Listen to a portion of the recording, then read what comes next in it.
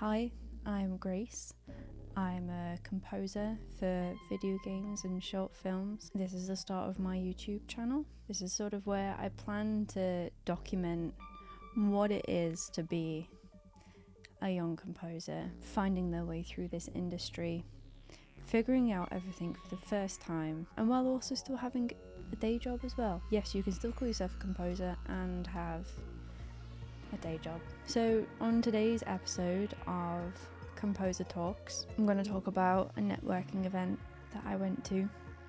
It's not the first networking event I have been, but it's the first one where I actually went in with a plan and a goal and made an effort at it. And so this is what I learned, both the good and the bad.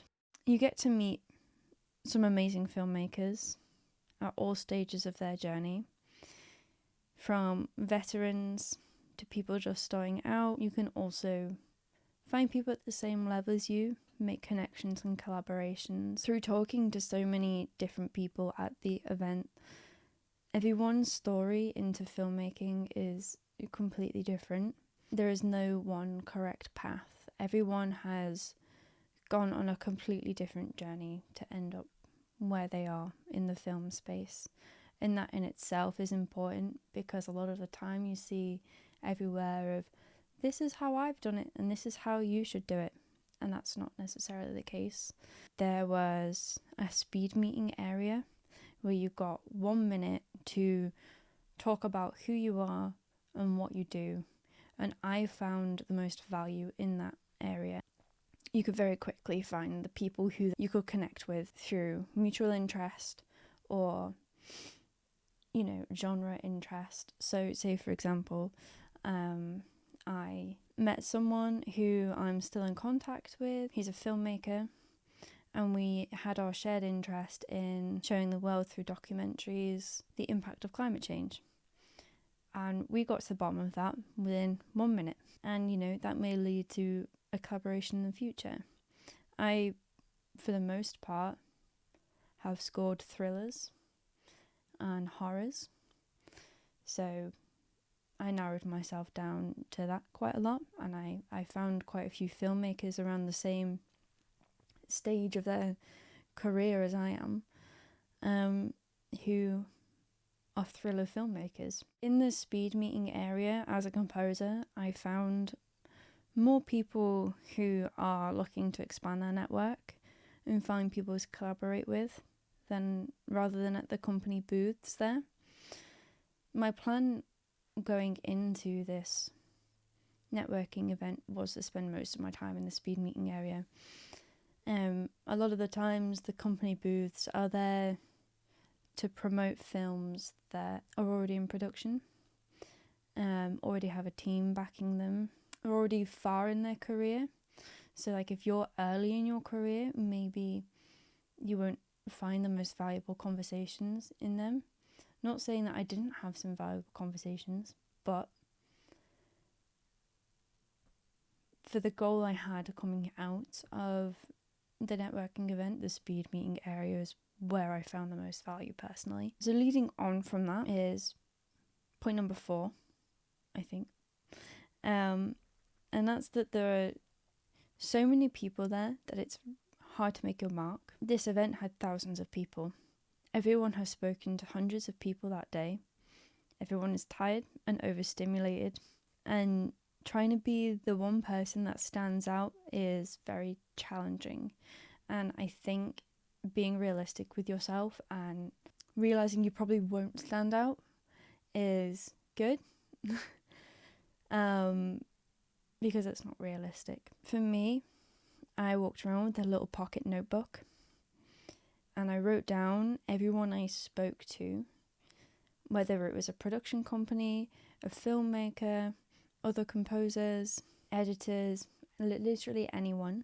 And then I wrote down who they were, what they did, and something unique that we spoke about.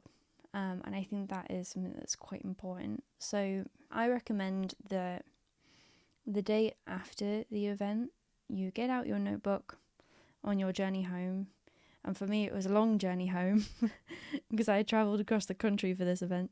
And so when I was on the train home, I messaged, emailed, Instagrammed, LinkedIn, whatever I could get their contact on. It was like, hi, like, thank you for taking the time to talk with me. I really enjoyed our conversation on X. And that's how you're going to get someone to jog their memory on who you are. Because going back to it, it's so hard to make your mark, and everyone has spoken to so many people in that day. If you can pinpoint one thing that you uniquely spoke about, so say for example, I spoke with one production company and they asked me who my favourite composer was. That was something that was unique that we spoke about, and I brought that up in the email that I sent back to them the day after.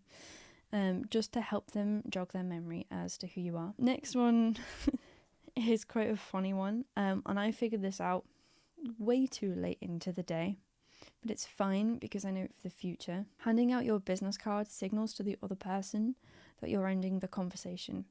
This may be common knowledge, but it wasn't for me. It's not something you get taught. It's fine, it's something you figure out.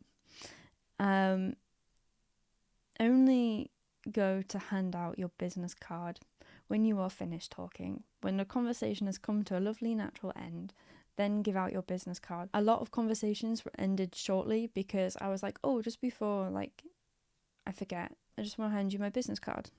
They take that as the signals you want to go. So that's one to keep in mind at these kinds of events. And my next point that I learned from this is you will have some really crap conversations, and that's fine. Don't linger on it, just move on to the next person. I had so many conversations where I completely fumbled pretty much everything. And I went away thinking, God, I wonder what they think about me. But it's fine because you move on to the next person. If one of them doesn't go well, the more you get in the head about it, the more you're not going to go and speak to the next person. You never know, the next person may be the person that leads you to your goal. Going back to what I spoke about earlier with the company that asked me who my favourite composer was, I forgot every composer I've ever listened to. I couldn't think of who my favourite composer is at all. And so I just ended up having to make up something random. And the lovely lady who I was talking to was asking me who my favourite composer was so she could get a gist as to what my sound was. And the composer's name that I gave out is nothing like my sound, nothing like my genre, and nothing like the kind of music that I do. But it's okay, because in the email I sent to them the other day, I was like, oh, going back to who my favourite composers are is actually blah, blah, blah, blah, blah. I turned it into something positive. But you will fumble, and that's fine, because you're only a person, and you're probably very nervous. I know I was. For my next point, and maybe my last point, is being okay with the idea that you might not get anything out of this one event. In regards to your goal. So I went in to this networking event with my goal being making connections in the UK. And I did do that. A lot of the people who I ended up emailing, talking to, who I spoke to during the event, I'd say out of about 15, I got 3 replies back. So I think that's why it's really important to go in with a notebook. If there's companies you want to talk to, write those down as places you want to I was like, this is my hit list of these are the people I want to talk to. I researched who they were, I researched what upcoming films they have, what type of company they are, if they're a director, if they're a producer. Have that on your hit list. And then obviously write down as well anyone extra that you meet. The chances are not everyone's going to reply to you afterwards, and that's fine. Like I said, they spoke to hundreds of people, and you're not always going to be the one. But those connections that you do get out of it are what makes it worth it. And that's kind of why my whole shtick is throwing as much at the wall and seeing what sticks. And out of this one, 3 out of 15, I got a reply. And that's 3 more connections that I have that I never used to have. And to me, that's important. In conclusion, for me, networking events are fine. I'm going to go to many more, most likely. But I definitely prefer doing it online. But it definitely can be valuable, and it's a different way of finding people. The more scripted way of doing it online, I think, has its own benefits, because you can put out onto social media how do you want to be perceived. When you're in a networking event, it may not necessarily be who you truly are because you're so nervous or overwhelmed.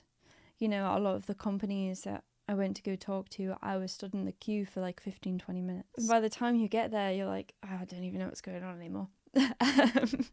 They both definitely have their place. I learnt a lot from it, and I hope this video has helped at least one of you out there know what to prepare for these kinds of events, and setting expectations as well of what the outcomes could be. Cool. So I plan on doing these composer talks whenever a topic springs to my mind.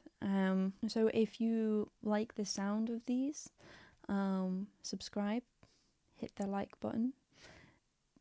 That would be cool. If there's anything you want to add or ask me about, stick it in the comment section, and I will answer those as well. All my links will be in the description below. My plan for sort of this channel is to do sit down talky videos like this, document a little bit about my composing process, projects I'm working on, and tutorial type videos as well. So that's all for today. Thank you for watching, and I'll see you next time.